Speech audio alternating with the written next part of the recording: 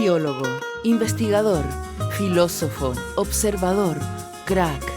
Una mente inspirada que logró extrapolar conceptos netamente biológicos a todo ámbito de la sociedad. Una mente paciente que ha estado toda su vida intentando responder una simple pero fundamental pregunta. Humberto Maturana, el doctor, una mente brillante.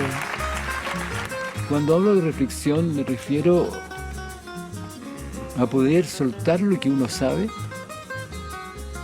para mirar los fundamentos desde donde uno piensa que sabe lo que sabe. Desde donde digo yo que esto que estoy diciendo es válido.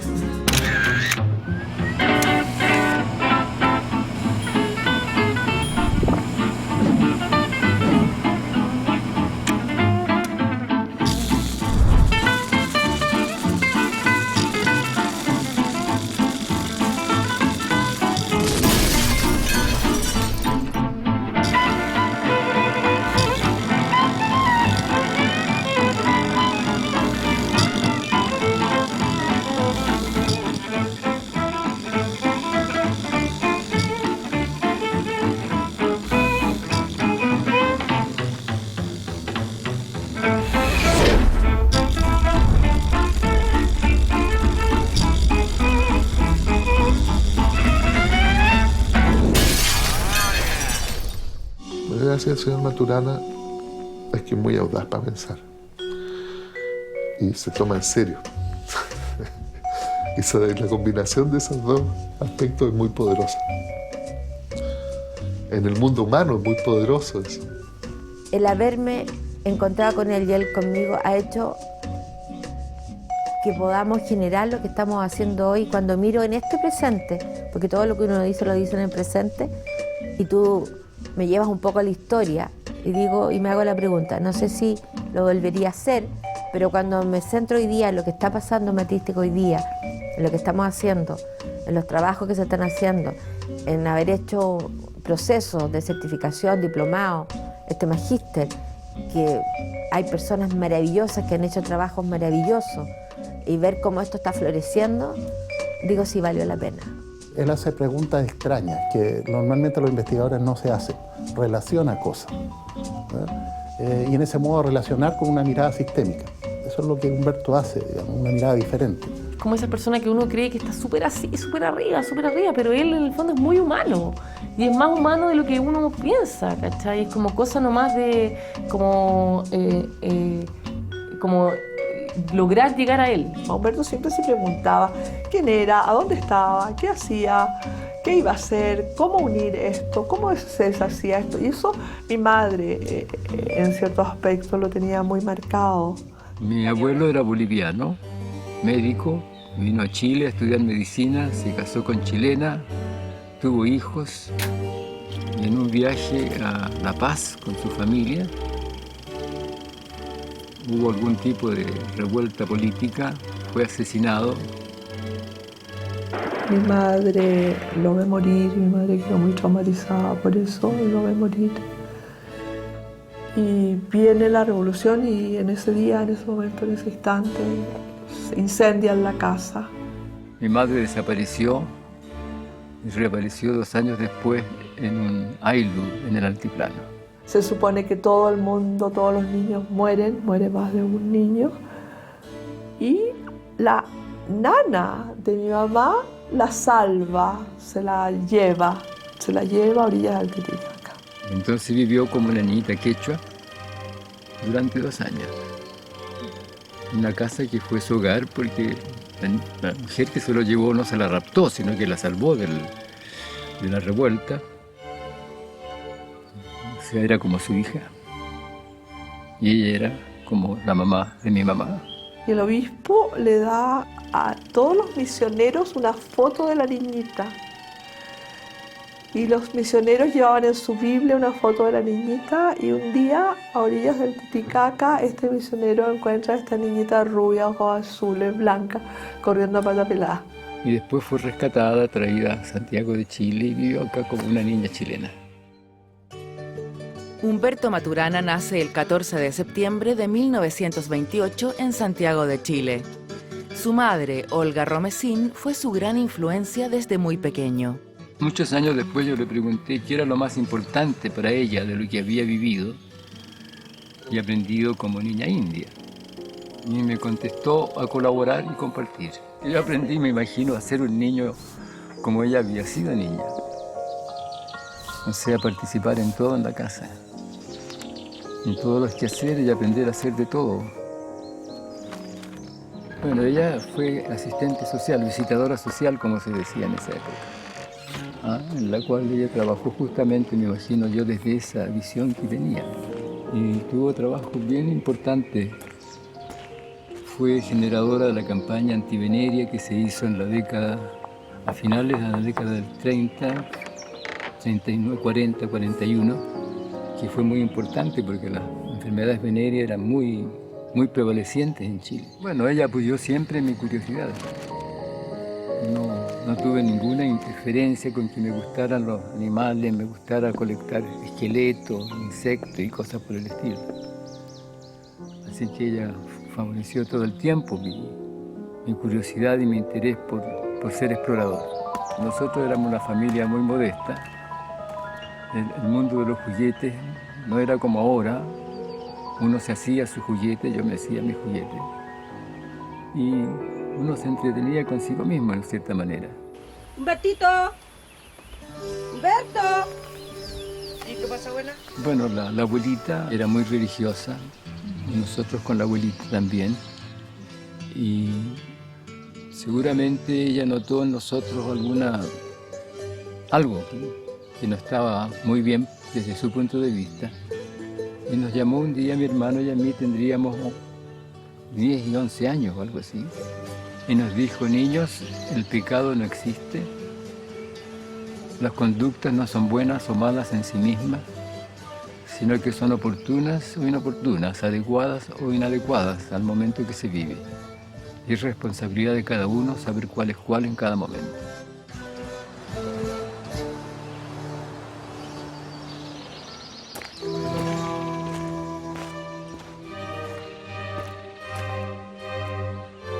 Una de las personas que más admiración ha causado en Maturana es un pequeño niño que conoció en su infancia. Trenquirinay. Sí, fue un niño que conocí en alguna ocasión por allá por 1939. Tenía yo 11 años en ese instante. O antes, tal vez, del 38, no me acuerdo, pero en la cordillera, en el fondo. Y lo que me pasó es que me pareció lo más maravilloso que puede existir, que era un niño que lo sabía todo. Y es en realidad la persona que yo más he admirado en mi vida, lo sabía todo. Las plantas, los animales, los nombres, qué comían, para qué servían, las huellas.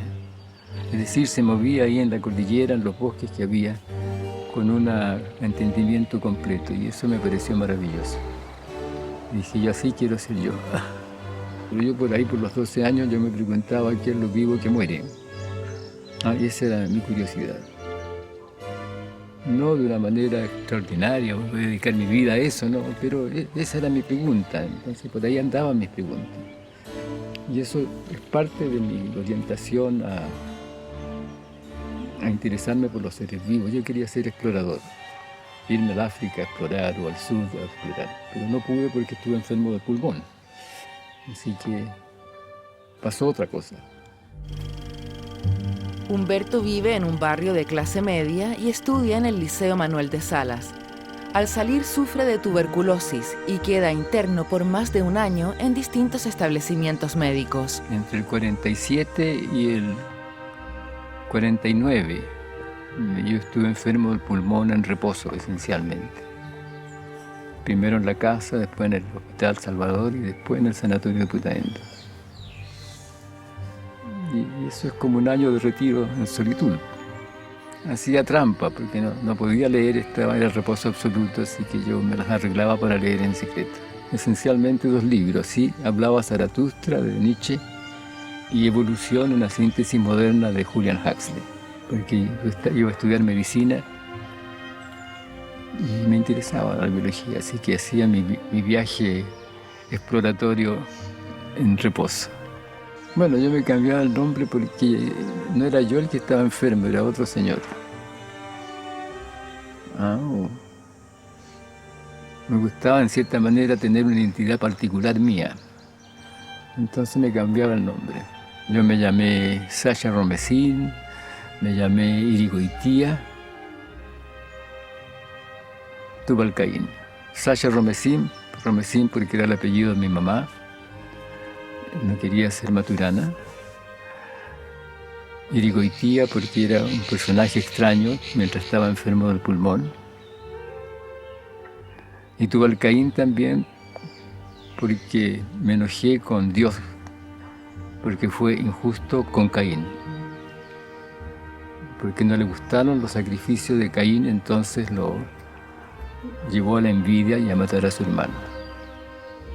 Esa fue mi interpretación, pero no me atreví a llamarme Caín, así que me llamé Tubalcaín, que era el nombre de un hijo de Caín. No sé si había sido más religioso hasta ese momento, digamos, la historia es siempre un poco más larga, pero había tenido distintos motivos para alejarme de la visión que yo tenía de lo divino, como una manifestación de amor, de justicia.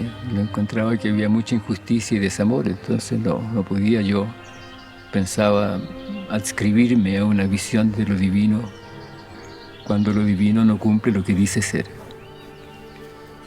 Yo quería dedicarme a la biología, pero en Chile no había modo de estudiar biología en términos de biología. Uno tenía que estudiar una profesión, poder ser profesor de biología, médico veterinario, médico humano.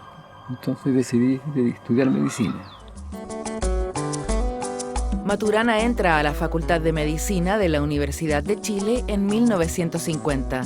Una vez titulado, gracias a una beca, viaja a Londres para estudiar anatomía. Bueno, en ese momento, yo para decidir si iba o no iba a Inglaterra a estudiar, investigué cómo tendría que llegar a Inglaterra. Tenía que volar a Buenos Aires, tomar un barco que me llevaría a Barcelona, y en Barcelona tomar un tren que me llevaría a Londres. Ese era el viaje. Y yo pregunté por dónde pasaba el barco. El barco pasaba por Montevideo, después Santos, Río de Janeiro, Dakar, después Barcelona. Y esto de Dakar me entusiasmó porque pensé que era mi única oportunidad de estar en África. Así que acepté irme a Inglaterra a estudiar. Y estuve en África como 8 horas.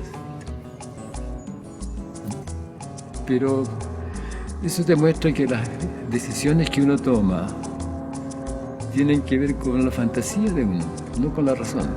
Y si hay razón, hay fundamentos que son emocionales siempre. Bueno, en Londres estuve 2 años y medio. Pero nunca fui aceptado como alumno en el University College. Así que no aparezco en los registros del University College, pero fui alumno allí asistiendo a clases, laboratorios, etcétera, por 2 años y medio.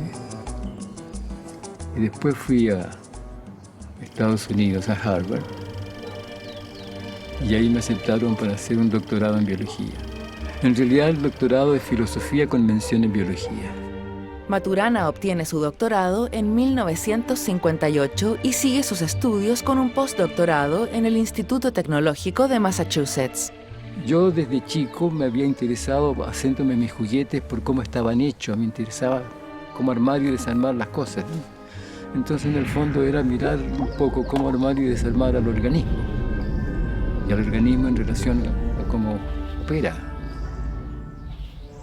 cómo funciona. Entonces, en esa parte era anatomía. Pero era mucho más, porque uno tiene que leer mucho más para entender la anatomía. Si tú miras un motor, lo desarmas, no basta hacer eso, tienes que entender cómo ese armado resulta en la conducta del aparato para el cual eso es un motor. Entonces, ese era mi interés, mi curiosidad. En vez de preocuparme por la vida, por la pregunta por lo vivo. ¿Qué tiene que estar pasando en ese ente para que yo diga que está vivo? cómo son los procesos que tienen que estar ocurriendo, de modo que el resultado es que cuando yo lo miro digo que es un ser vivo. Mirando los estudios, esto no podría haberse contestado a principios del siglo pasado, en 1920 o 30, no había cómo. Pero en 1960 se podía, porque se conocían los procesos moleculares. Entonces, si tú miras eso, te das cuenta que lo que pasa con los seres vivos es un remolino de producciones moleculares que resultan en esta totalidad que es el ser vivo. Y eso es a lo que hace referencia la palabra, o las dos palabras, autopoiesis molecular. Después puede decir, claro, el vivir ocurre en la realización de la autopoiesis molecular, pero es una dinámica relacional.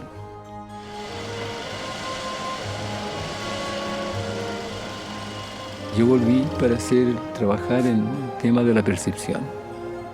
Cómo funciona el sistema nervioso en el fenómeno de la percepción. ¿Cómo pasa eso? ¿Cómo pasa que uno conoce, capta el mundo externo, si es que lo capta? Y ahí me di cuenta de que el fenómeno no es como uno corrientemente lo piensa, y menos como se describía en esa época en términos de información, en fin. Mi deseo era conservar mi libertad reflexiva. Y eso fue muy bueno. Tal vez un poco como el niño de la montaña, que se movía con soltura en ese ámbito que era la montaña. Yo quería poder moverme con soltura en el ámbito de la biología, en el ámbito del sistema nervioso, en el entendimiento de cómo operamos como seres vivos. Maturana tenía formación de anatomista en realidad y se volvió fisiólogo trabajando con Jerry Levin en MIT. Y él volvió a Chile en esa época. Y entonces instaló un laboratorio, de hecho con recursos.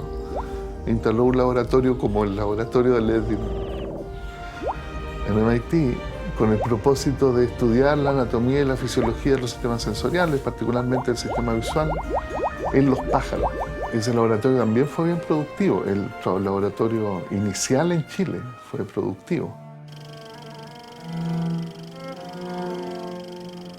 En 1973, el país sufrió un quiebre institucional que provocó la salida y exoneración de académicos y profesores de la Universidad de Chile.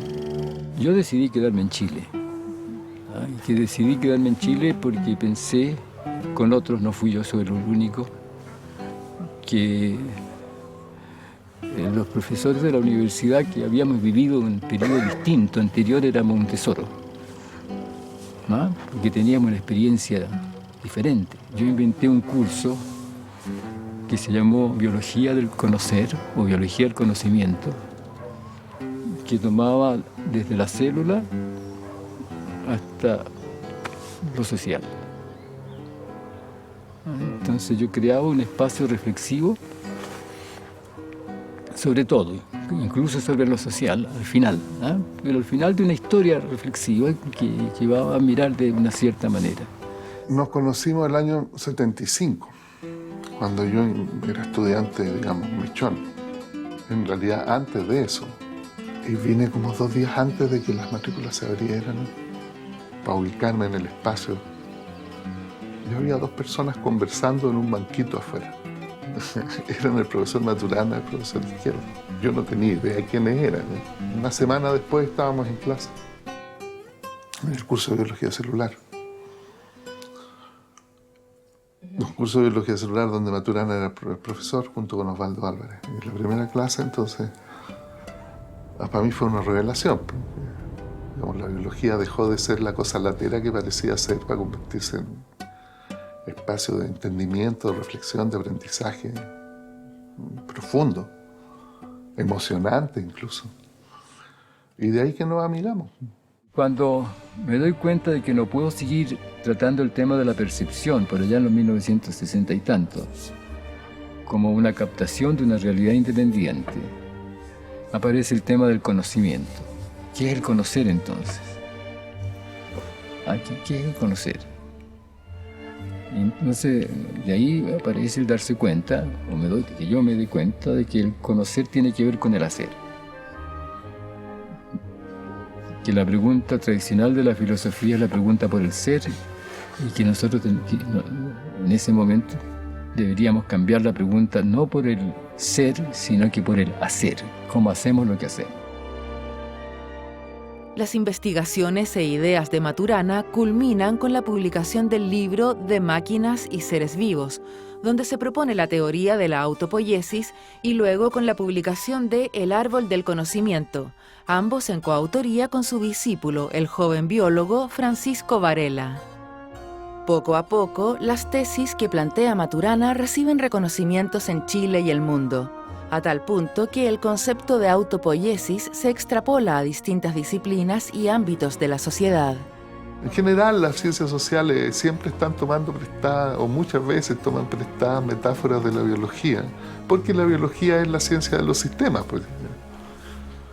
Entonces, se toman metáforas de la biología para tratar con las cuestiones sociales en el ámbito social, político, histórico, etc. Y claro, la autopoiesis hizo un camino por ahí, rápidamente. El concepto de la autopoiesis viene, desde luego, a contestar una pregunta. La pregunta corriente era por la vida. ¿Qué es la vida? Y yo me di cuenta, en el intento de contestar esa pregunta, que la pregunta no podía ser contestada hablando de la vida, pero sí podía ser contestada hablando de los seres vivos. ¿Qué es un ser vivo? Es distinto a qué es la vida. Yo estoy seguro que a todos nosotros en algún momento, la mamá o el papá nos dijo: Humbertito, ¿te das cuenta de lo que estás haciendo? Juanito, ¿te das cuenta de lo que estás haciendo? Pero es una invitación reflexiva. Papá, la mamá te lo dice a los 5 años. Ese es el fundamento de ese operar que llamamos conciencia. O sea, la conciencia no es una cosa, es un modo de conducirse en la relación en la cual uno mira lo que está haciendo o lo que está pensando. En la visión clásica, los bichos son pasivos, son pacientes de fuerzas externas que los mueven para allá y para acá. En la deriva natural no es eso lo que pasa, sino que bicho y mundo cambian juntos. Y los cambios se originan desde la existencia de los bichos. El bicho es un actor de sus cambios. Maturana recibe múltiples reconocimientos por su labor científica y humanista. Es doctor honoris causa en distintas universidades extranjeras, hijo ilustre de su comuna, y se convierte en el científico chileno más importante de las últimas décadas. En 1994 recibe el Premio Nacional de Ciencias Naturales.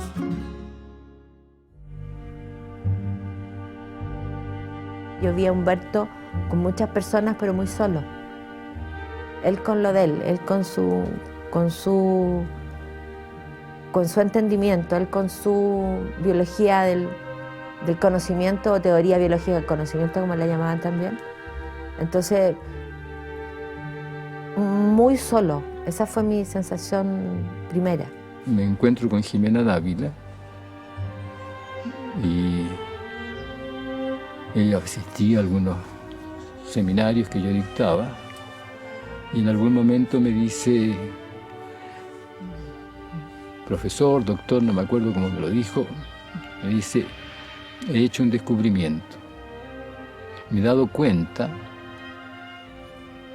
por lo que me dicen las personas que me consultan y que vienen a conversar conmigo, de que el dolor y el sufrimiento por los cuales se pide ayuda relacional son siempre de origen cultural.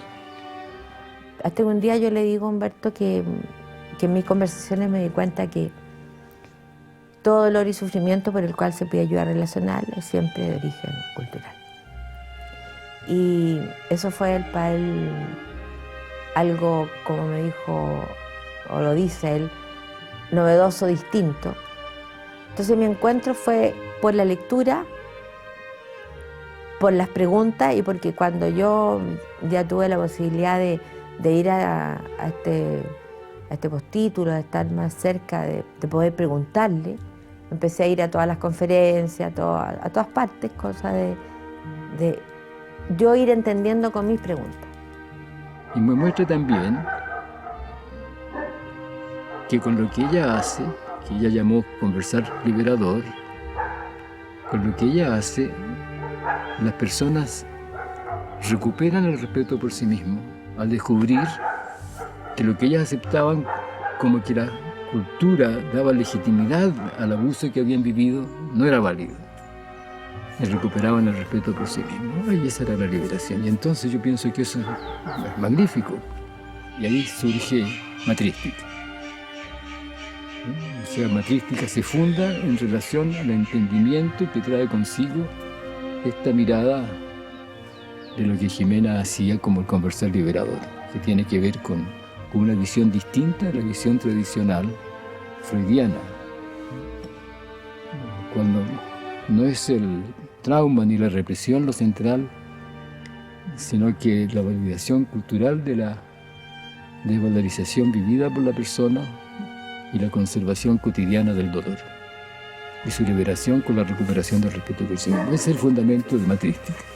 Matrística continúa el trabajo de Maturana extrapolando conjeturas científicas para utilizarlas en el estudio de la sociedad. Rompe con todos los esquemas al hablar de un hombre biológico-cultural. La pregunta es, ¿qué es lo vivo que muere? Y esa pregunta la persiguió y la persiguió hasta el día de hoy. Entonces, Matrística es la continuación, como la saga de todo su trabajo, lo que estamos haciendo hoy día, viendo él hoy día los frutos de ese trabajo, en la relación con el otro, con las personas. Lo que yo hago es explicar procesos, amarrarlo a lo biológico.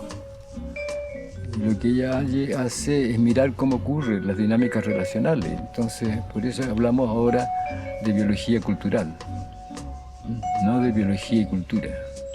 Y ahora hay un Humberto Maturana que juega mucho, que es simpático, que es tierno, que es sencillo, incluso está cada día más sencillo, ocupando metáforas en las explicaciones y hoy día las personas lo entienden más. Pero ese conversar de Humberto actual tiene mucho que ver con el ajuste de las conversaciones con Jimena.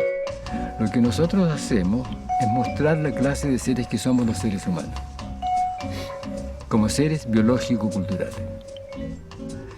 Y ese darse cuenta es muy potente, porque uno le cambia su vivir. Cuando se da cuenta de que esto de que uno se equivoca no es una falla, no es que seamos imperfectos, es que la equivocación es un fenómeno relacional. El error es un fenómeno relacional. Yo vivo algo como válido y después pienso en relación a otra experiencia, que si yo le creo a esta experiencia nueva, lo anterior no era válido, sino que fue un error, una ilusión, una equivocación.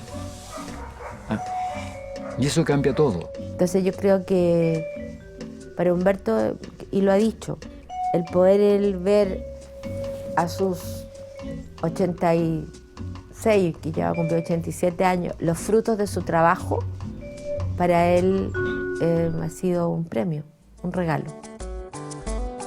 A sus 87 años, Humberto Maturana sigue buscando al inclinay de la montaña, a ese pequeño niño que se desenvolvía tranquilamente con perfecto conocimiento de todo su alrededor, su mundo y sus circunstancias. Si bien sus objetos de estudios han ido cambiando, el fin sigue siendo el mismo: conocer. Humberto Maturana, el doctor, una mente brillante. Entonces nuestro problema como comunidad es que a veces no conversamos, entonces no nos entendemos. ¿Y por qué no conversamos? Porque tenemos ideología. Estamos aferrados a cierto modo de pensar sobre los cuales no reflexionamos. He dicho, eso es todo.